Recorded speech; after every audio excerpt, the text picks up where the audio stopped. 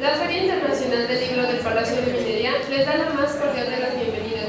Les recordamos al público asistente apagar o mantener en vibración celulares, radiolocalizadores o cualquier dispositivo que pueda distraer al público e interrumpir a nuestros ponentes. Les pedimos de la manera más atenta no ingresar con alimentos, gomas de mascar y bebidas al auditorio. Les recomendamos muy atentamente no descuidar sus objetos personales. Repetimos, favor de no perder de vista en ningún momento sus pertenencias. La salida de emergencia es la que tenemos al costado derecho y bienvenidos.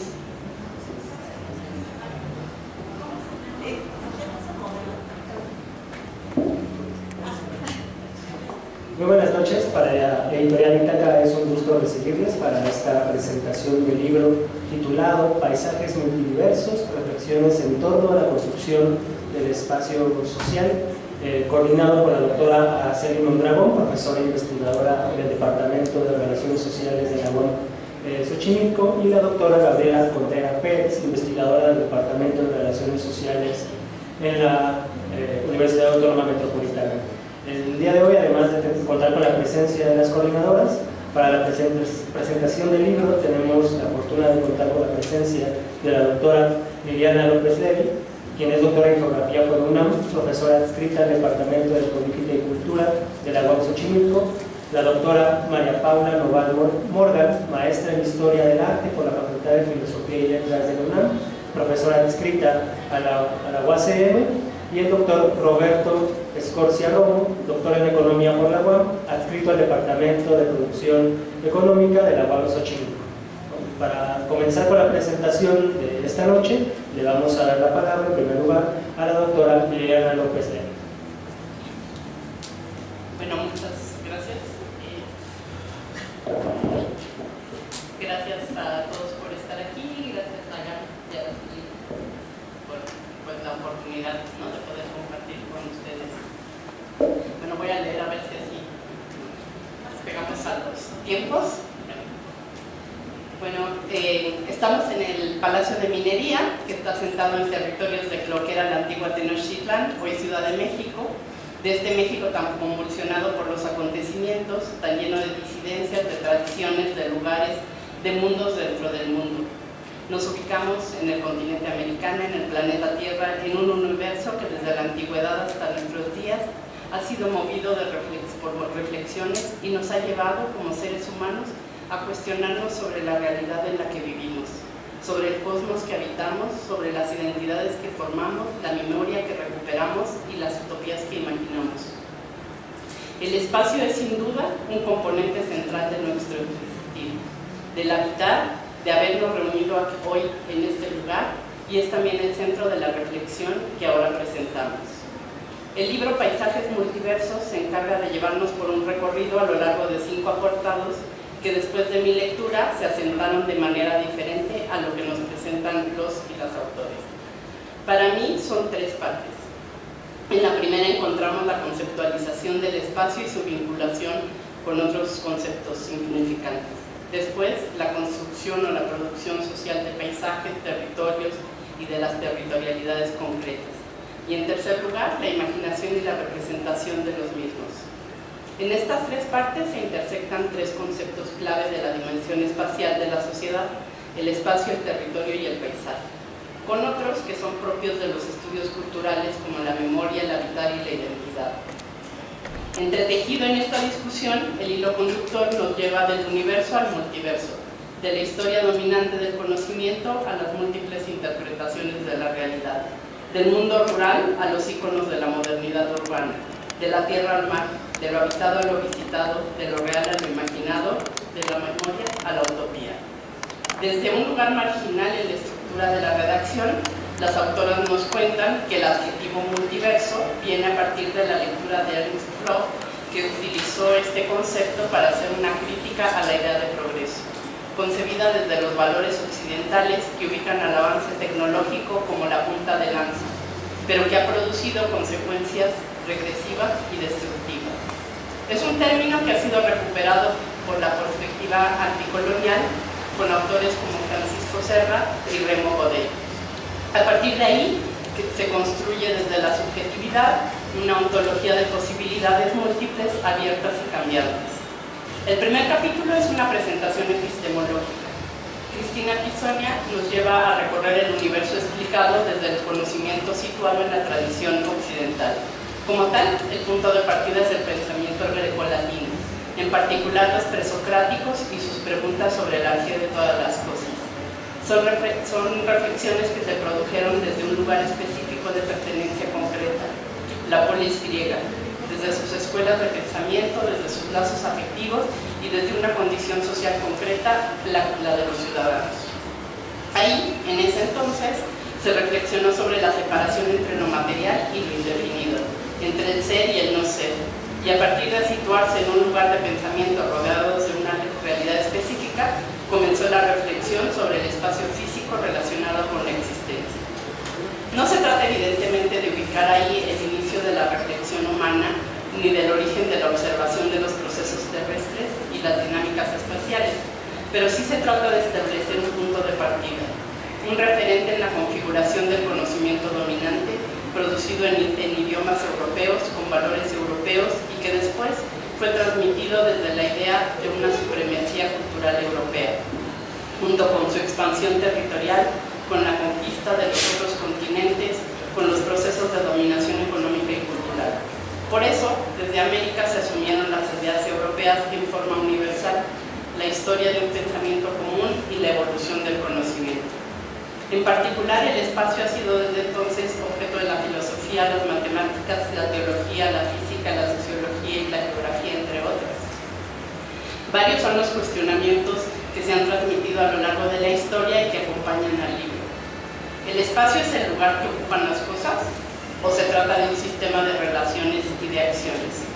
¿Es el contenedor de la dimensión material del mundo o es su estructura? ¿Hablamos de la producción social del espacio o del espacio como productor de la sociedad? ¿Qué implica entonces la relación entre el sujeto y el espacio? ¿Cómo se construyen las subjetividades? ¿Lo simbólico ocupa un lugar? ¿Tiene referencia espacial? ¿Se puede decir que la simbolización, la experiencia y los afectos configuran territorios? ¿Cómo podemos pensar el espacio a partir de las prácticas sociales y en concreto del habitar? ¿Cuál sería el papel de la identidad, la memoria, las utopías y la vida cotidiana? ¿Qué implica pensar el paisaje desde la diversidad? Pisonia nos hace un recorrido desde los presocráticos, pasa por Euclides, Copérnico, Giordano Bruno, Galileo, Kant, Bertrand Russell, Nietzsche, Habermas y muchos otros pensadores cuyas preguntas abordan la naturaleza del espacio, la forma en que se vincula con la historia y la preocupación cosmológica. Luego entra en el terreno de la geografía, donde también Armando Bartra se asoma brevemente al debate. Nos hablan de la geografía moderna, de la revolución cuantitativa y sus enfoques matemáticos, de los marxistas y los humanistas. Edith Curie se inserta en la discusión con el punto de vista sociológico, pero recuperando a la geografía y la antropología. Y entonces aparecen Simmel, Massey, Harvey, Auger, Heidegger, Giddens, Swann, en fin. Con todos ellos vamos siguiendo el hilo de la tradición eurocéntrica y de la discusión y reinterpretándola desde el habitar, la memoria y la identidad. Y más tarde en el libro, desde las múltiples realidades producidas desde lo local. Desde la lectura de Paisajes Multiverso, la respuesta a las preguntas planteadas no depende únicamente del reconocimiento de esta tradición occidental dominante, sino de la aceptación de la diversidad del pensamiento y de situar la discusión desde múltiples realidades. Los problemas aquí planteados existen en el mundo de las ideas, pero también en las prácticas sociales y en las huellas que dejan sobre la superficie de la Tierra. Y son precisamente estas huellas que se imprimen sobre la naturaleza las que configuran el paisaje. Araceli Mondragón habla en términos de las formas y procesos de conformación social e histórica del espacio y de la organización de la vida y las formas sociales. Jorge Brena y Georgina Campos afirman que es una construcción social. Es una noción que se gesta en la subjetividad porque depende de los sentidos, juicios y conocimientos de los sujetos. Gabriela Contreras se refiere al pasaje desde la relación viva entre el ser humano y el horizonte observable. Se trata de un concepto que, si bien alude a la superficie de la Tierra, no puede desvincularse de la mirada. Esto último corresponde con un problema fundamental que constituye el centro del texto de René Benítez, que se pregunta cómo miramos, desde dónde lo hacemos y cómo se construye la mirada. Una mirada que hoy en día está mediada por la tecnología, que ante la imposibilidad de escapar de su impacto transforma la forma en que miramos. Aludir al multiversum implica el reconocimiento de lugares de observación, de las formas de conocimiento, interpretación y representación. Un lugar, dice Araceli Mondragón, donde confluyen diálogos interespaciales entre diversas culturas, identidades y configuraciones de órdenes simbólicos, pero también intertemporales, en diversas generaciones y entre vínculos con el pasado a partir de la memoria y con el futuro a partir de la esperanza y la autoridad. René Benítez vincula el reconocimiento de la existencia de este multiverso con la decolonización del paisaje a través de un proceso de decolonización de la mirada. El paisaje refleja procesos de territorialización, y esto nos lleva a adentrarnos en la caracterización del territorio. De acuerdo con Armando Bartra, este se puede construirse a partir de 4 dimensiones: la material, que se refiere a la ocupación, aprovechamiento productivo; la socioeconómica, que tiene que ver con la apropiación y valorización; la política, que es la dominación y administración; y la simbólica, que es de dominación y significación.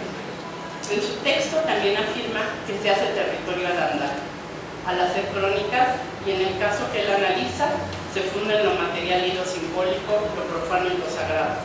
Además, se concreta en las formas de ordenar el espacio, de organizarlo y dividirlo. El ordenamiento territorial también es abordado por Blanca Olivia Acuña y Yolanda Maciel, cuando analizan el caso de Cuetzalan, donde la relación entre los diversos grupos locales y la región que ocupan en la Sierra Norte de Puebla. Una parte importante del documento está dedicada a la construcción de lo concreto o en la producción social del espacio. Nos acerca una serie de casos a partir de los cuales toma sentido el multiverso configurado como eje del libro. ¿Ya? Aquí hablaba de estos textos, y bueno, luego la tercera parte que está dedicada a los paisajes imaginarios. Muchas gracias a la doctora.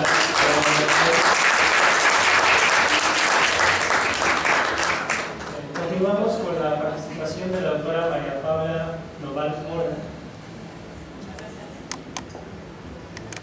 Buenas tardes. Quiero empezar agradeciendo a Araceli Mondragón, Gabriela Contreras e Isis Saavedra la invitación a presentar este interesante libro que retoma la discusión del espacio en las ciencias sociales como paisajes multiversos. Yo me voy a referir a algunos textos concretos y a las reflexiones que me desataron, que creo que esa es la riqueza de un libro, que permita la reflexión. A partir del concepto de multiverso, hay un alejamiento de la concepción newtoniana del espacio, en la que éste se encontraba dado de manera estable o inmutable como el gran marco de acción de los seres humanos.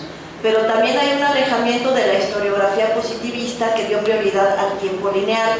Dentro de esta visión, las sociedades humanas habían progresado desde el salvajismo del hombre primitivo hasta la civilización europea. Aunque parezca redundante, nunca está de más recalcar la visión eurocéntrica de esta concepción. El libro que nos convoca hoy también propone un regreso a la concepción del espacio como paisaje, pero no como mera contemplación de la naturaleza, de acuerdo con la visión romántica de poetas como Percy Shelley, que en su filosofía del amor dice: las fuentes se mezclan con el río y los ríos con el océano, los vientos del cielo se mezclan para siempre, con una dulce emoción. Nada en el mundo es único, todas las cosas por ley divina se completan unas a otras. ¿Por qué no debería hacerlo contigo? Mira, las montañas besan el alto cielo y las olas se acarician en la costa. Ninguna flor sería hermosa si desdeña a sus hermanos. Y la luz del sol ama la tierra y los reflejos de la luna besan los mares. ¿De qué vale todo este amor si tú no me besas? A contracorriente de la visión de la naturaleza como paisaje, el plural del título, Paisajes Multiversos, hace referencia a los paisajes rurales o urbanos que son constantemente construidos o modificados por los seres humanos en su praxis social, es decir, en una relación dinámica con el tiempo, pero sin priorizar el concepto de tiempo sobre el de paisaje, porque el concepto moderno del tiempo responde a las necesidades de la producción capitalista. En la construcción de los paisajes multiversos entran en juego las dinámicas histórico-culturales, las relaciones económicas de poder, pero también de resistencia, las construcciones simbólicas e ideológicas de los grupos en el poder a partir del concepto de lo nacional, pero también las de identidad y resistencia de quienes habitan y dan significado al territorio o al barrio.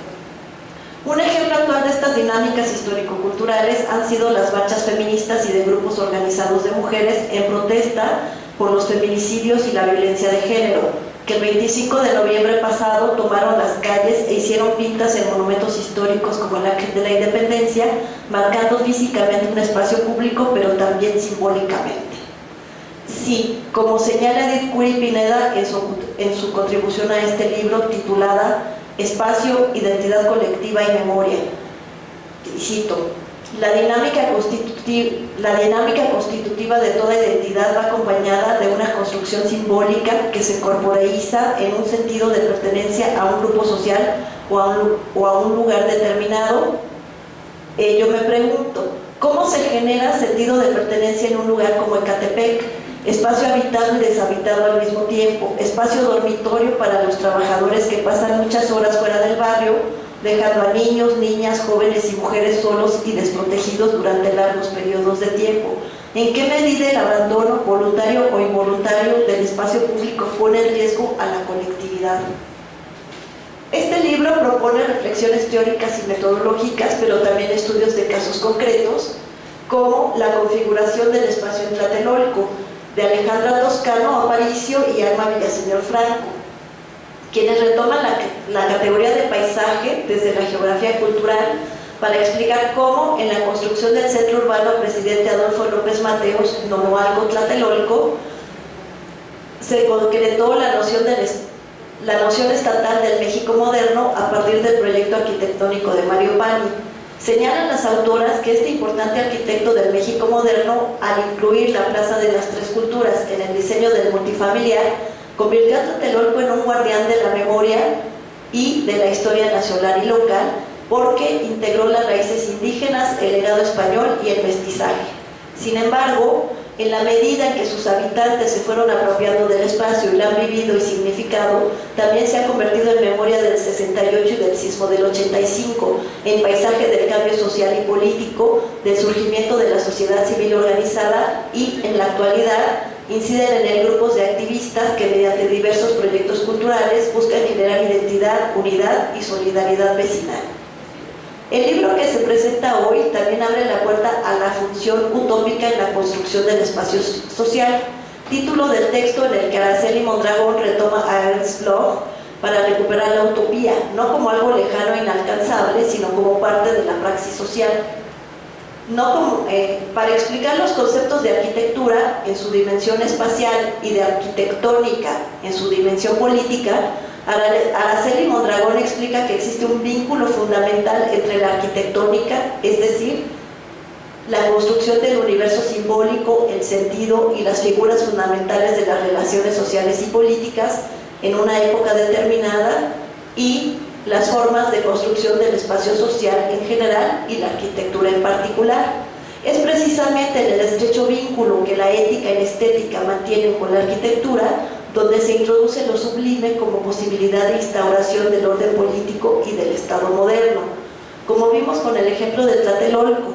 Pero lo sublime también permite que la función política se traduzca en impulsos y deseos utópicos que influyen en la construcción del espacio social, como ha sucedido en Tlatelolco, pero también con los contemporáneos movimientos de resistencia que han llevado a los jóvenes a ocupar espacios públicos.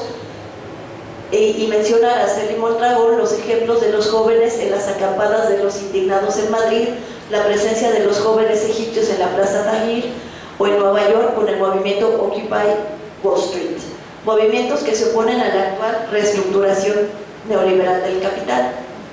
En la imagen del otro, Poder y sentido en torno a la mirada, René David Benítez Rivera comienza explicando la diferencia entre la vista y la mirada. Mientras que en el proceso evolutivo los seres terrestres perdimos capacidad de visión respecto a los peces, el poder de la mirada es una cualidad humana que no tiene que ver con la naturaleza. La observación constituye el punto de partida del método científico consolidado en el siglo XIX, capacidad que se fue ampliando con el desarrollo de la técnica desde el telescopio y el microscopio hasta la fotografía y el cine. El desarrollo tecnológico, acompañado de la colonización africana durante el siglo XIX, convirtió a la mirada en un lugar o espacio de poder para los europeos, obviamente, como lo atestiguan las historias de Saartjie Baartman, conocida como la Venus Negra. Si quieren enterarse de esta historia, vean la película. Y el caso de Julia Pastrana, la mexicana, que también en el siglo XIX fue exhibida en Estados Unidos, Europa, y que finalmente terminaría siendo momificada junto con su hija en el Instituto Anatómico de la Universidad de Moscú. Y lo mismo pasó con Saartjie Baartman, que acabó disecada en el Museo del Hombre en París. Este autor explica que para la clasificación de los tipos humanos a partir de la fotografía, Thomas Henry Huxley recomendaba la creación de una serie sistemática de fotografías de las diversas razas que pueblan los territorios del Imperio Británico. Y de acuerdo con Patlinger, África creció negra mientras los exploradores, misioneros y científicos victorianos la inundaban de luz, porque la luz era refractada a través de una ideología imperialista que urgía la abolición de las costumbres salvajes en nombre de la civilización. Esto, por supuesto, es la concepción de la época, del siglo XIX. Como ejemplo cinematográfico podemos citar la película King Kong, donde el cineasta, por definición un sujeto blanco, posee el poder de la mirada ampliada por la tecnología a través de la cámara. En el cine clásico de Hollywood, pero también en el cine científico y documental de la época, aquí estamos en años 30, la autoridad de la mirada es detentada por el hombre blanco, específicamente por el aventurero, en este caso el director de cine Carl Denham, quien arrastra a su equipo de filmación a una isla lejana, salvaje y primitiva.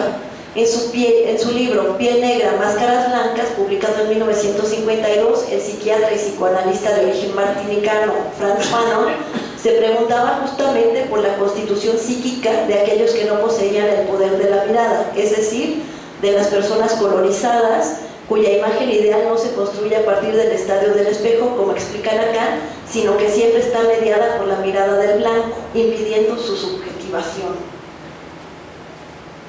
Por último, Paisajes multiversos, reflexiones en torno a la construcción del espacio social, como señala Cristina Pizzonia, retoma la idea de que la propia, densa y complicada red analítica sobre el espacio puede ser considerada multiversica en la medida en que incluye múltiples universos analíticos y dimensionales, aceptando desde esta visión la existencia de diferencias conceptuales que responden a distintas miradas y teorías construidas sobre el espacio, las cuales abonan creativamente a la investigación científica sobre el mismo.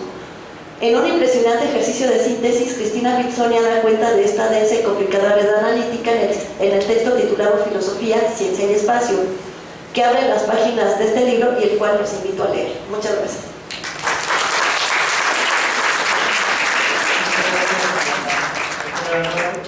Seguimos con la participación del doctor Roberto Escocia. Muchas gracias a todos por estar aquí. Especialmente quiero agradecer a Itaca por la posibilidad de estar acá, pero claramente que a Gaby y a Ada la oportunidad que es poder compartir con ustedes y haber leído este enorme libro, hay que decirlo en dos sentidos, enorme, un montón de hojas, y enorme por toda la cantidad de elementos a discusión que se coloca. Un libro extremadamente recomendable, así que pues, para darle eco a lo que terminó la persona que me antecede, pues yo los invito también.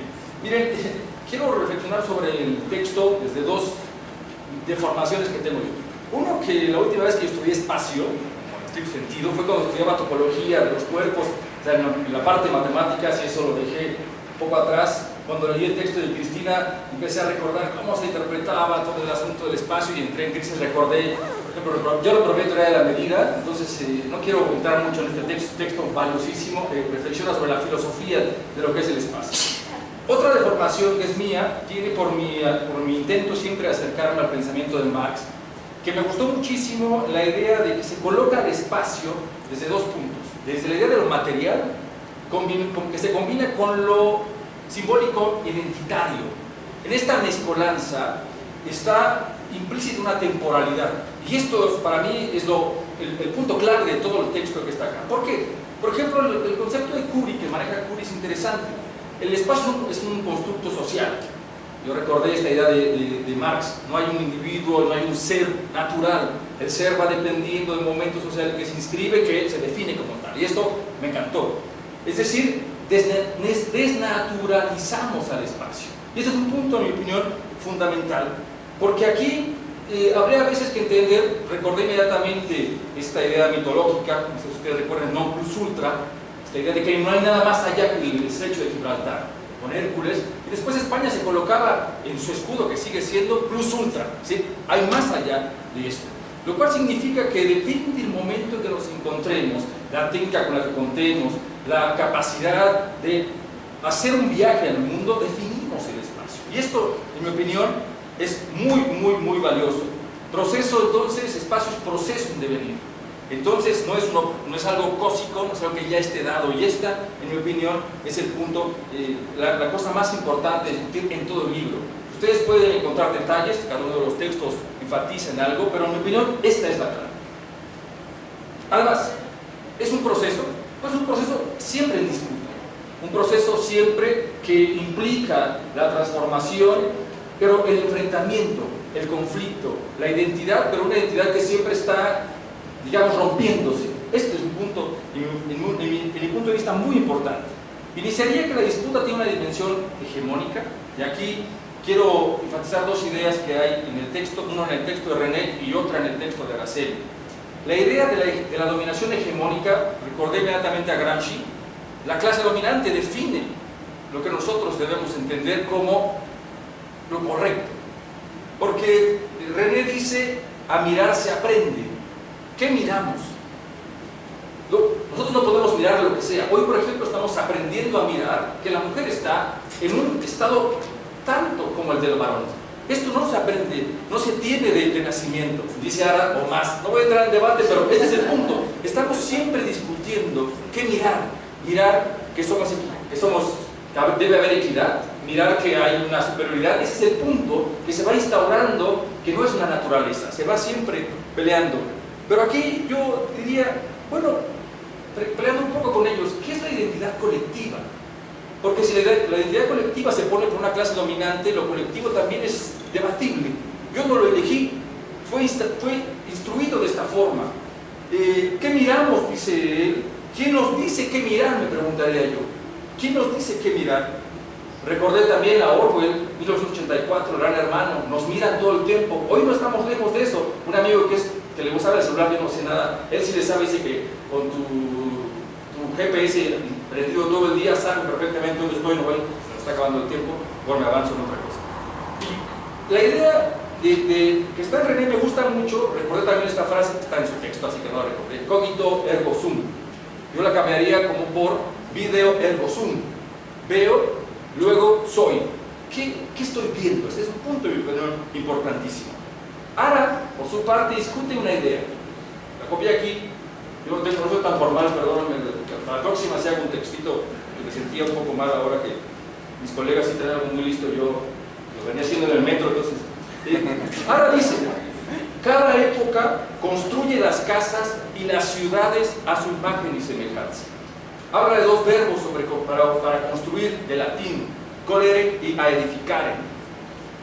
Fantástico este análisis que está acá. En mi opinión, el punto es que hay que seguir discutiendo que esto, que se construye, cómo se construye y para qué se construye, deriva de la clase dominante. Y no es decidido por todos. ¿Por qué lo digo? Hay una discusión sobre que ahora vivimos en Colmenares. Es cierto, ¿no? El vecino de arriba, el de abajo, todo esto vivimos así. Pero, ¿en serio nosotros decidimos vivir así? Yo me pregunto si, porque hay una discusión diciendo que en el pasado había más pertenencia colectiva, un poco más lo espiritual estaba ahí. Yo no sé a qué nos referimos acá. No sé si las personas que vivían alrededor de Teotihuacán, que no vivían en el centro más importante, las personas que dominaban, habían decidido vivir en casas de lo que fuesen hechas. Esto es un punto. No se decide colectivamente. Hay una dominación instaurada por una clase que responde a dice: ahora ya perdimos al Dios. Yo no sé. Perdimos al Dios de la Edad Media. Tenemos un nuevo Dios, el capital. Por ejemplo, Y si estuviera aquí el maestro diría una cosa: cuando yo viajé por Europa vi dos tipos de construcciones hacia los dioses, las iglesias por un lado, y después de frente estaba Wall Street, estaba toda esta parte de las construcciones al nuevo dios, a la parte financiera. Entonces yo le preguntaría a Ara, en realidad lo que tenemos hoy es una arquitectura desordenada. Depende para quién. El orden es para el capital y esa funciona. Para él le funciona. Pensé en Brasilia. Si ustedes han viajado a Brasilia, es horroroso. Es una ciudad funcionalista. Todo está muy bien estructurado para que el sistema capitalista funcione. Dice, ¿perdimos lo mágico? Yo no sé. Yo pienso que sigamos siendo muy mágicos. Pero no es mágico, es la magia ahora que le pertenece al capital. ¿Tenemos un mundo light? No lo sé. ¿Una subjetividad light? Tampoco lo sé. Yo creo, por ejemplo, que si me educo voy a tener un rendimiento mayor y voy a ganar más. Esta es la idea del capital humano. Tenemos una subjetividad que se construye y no creo que sea tan light, en mi opinión. Bueno, otro elemento, las disputas. Siguen las disputas, pero ahora a un nivel, digamos, de lo empírico, que es muy valioso, son muy valiosos todos. Tenemos el texto de Gaby, de Pichardo, de Betty Canaval, de Nemer, de Blanca y Yolanda, sobre todo lo que está ocurriendo hoy en día respecto al territorio, respecto a los espacios que en algún momento habían sido olvidados por el capital. Por ejemplo, se habla de conquistar el mar. Esto es algo apenas medio novedoso. ¿Por qué? Porque la tecnología hoy nos permite conquistar el mar. Y entonces sí, yo recordaba esta idea. Antes le dejamos a los indígenas las tierras feas, viejas, que no sirven para sembrar. No teníamos la tecnología. Hoy tenemos para sacar minerales. Y entonces, ¿sabes qué? ¿Qué crees? Siempre sí las quiero. Esta es la idea de definir socialmente el espacio. Hay una determinación económica. Esto, en mi opinión, pasa en el territorio insular, en la zona lacustre de la que hablan, en Cuetzalan, en Yucatán, el Enequén. Es tristísimo. Ahora vas y las grandes haciendas son hoteles padrísimos, ¿no? Que no podemos pagar, pero están muy bonitas. La idea de lo que pasa en Michoacán, que trabaja Gaby, es fundamental. Tenemos una idea de lo natural, habla sobre el volcán, pero después, ¿cómo se construye todo? La idea es alrededor del elemento social. Este es un punto, en mi opinión, fantástico, de cómo las disputas hoy tienen lugar frente al capital. ¿Qué hablar de las mineras? Sí, estoy de acuerdo. Por todo este elemento que está todo el tiempo presente y que nos golpea, que leemos en el periódico o ignoramos en las noticias. Un elemento fantástico por el que creo que Ale, Toscana y Alma refieren a la discusión es esta palabra latina también, palimpsesto.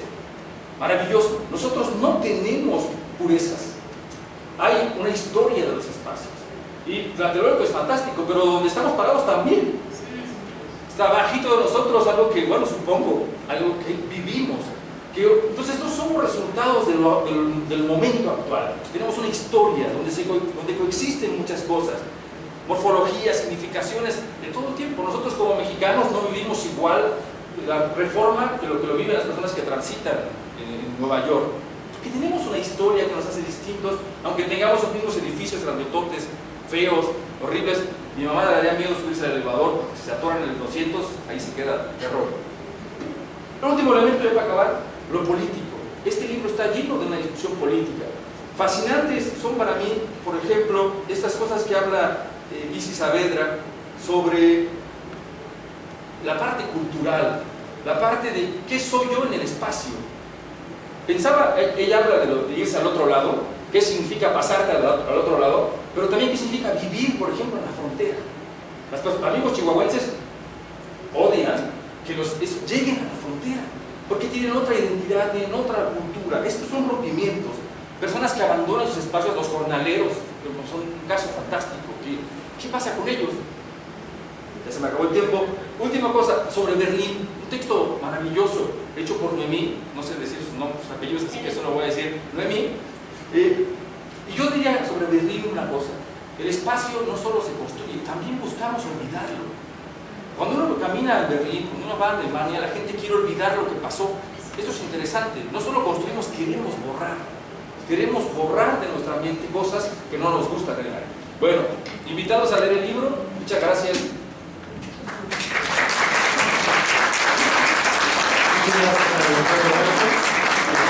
Continuamos con la participación de una de las coordinadoras, la doctora Araceli Mondragón González.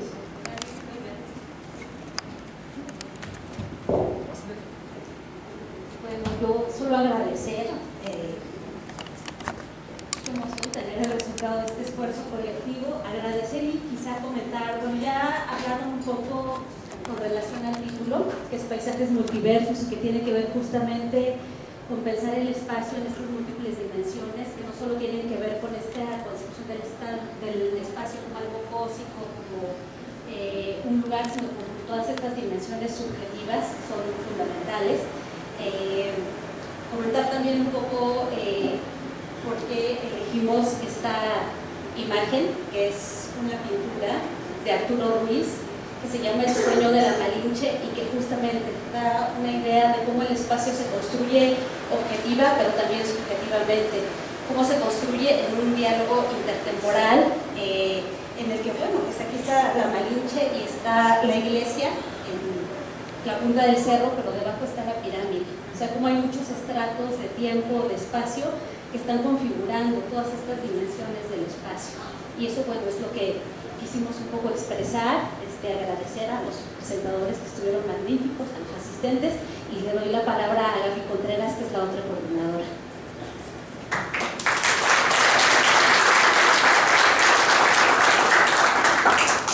Bueno, pues muchísimas gracias. Yo quiero agradecer antes que nada a David Moreno, a todo el grupo de Ítaca que nos apoyó y que nos ha tenido una paciencia impresionante. Entonces el libro quedó muy bonito, en gran medida por la colaboración de ellos. Y la otra parte es todos los que participaron en el texto, Hugo, Alejandra, ¿no? Invitados, todos los integrantes del área, Edith, Isis, Kenji, ¿no? Fueron todos muy generosos con nosotros y muy pacientes, y bueno, este es un esfuerzo colectivo, y pues agradezco muchísimo, ¿no? Todo el trabajo. Espero que les guste, que lo compren, como ya les dijo María Paula, ¿no? Está muy bonito y espero que lo disfruten. Este es un trabajo que se hizo con el apoyo del área, de todo el área de la UAM, que se llama Espacio Social, Región y Organización Rural, y también con el apoyo que recibimos por parte de una convocatoria del rector de la unidad, y con el apoyo también de la División de Ciencias Sociales y Humanidades, ¿no? Entonces, bueno, pues muchísimas gracias. El libro de veras está muy lindo. Muchas gracias. Gracias a todos.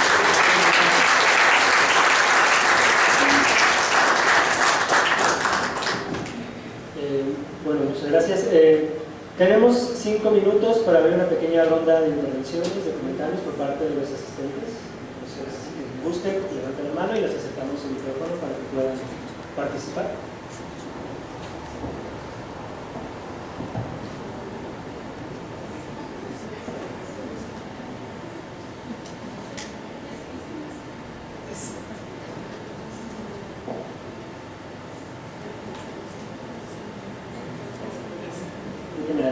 Bueno, pues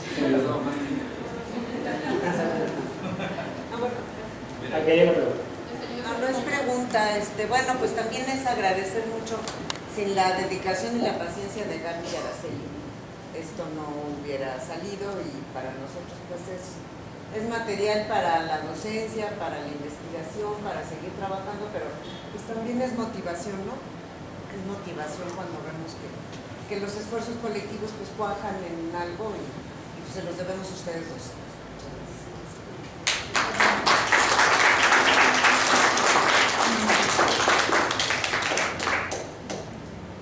Bueno, pues agradecerles nuevamente por su asistencia a todas y todos, reiterarles la invitación para comprar y leer el libro que estará disponible para que puedan conocer de primera mano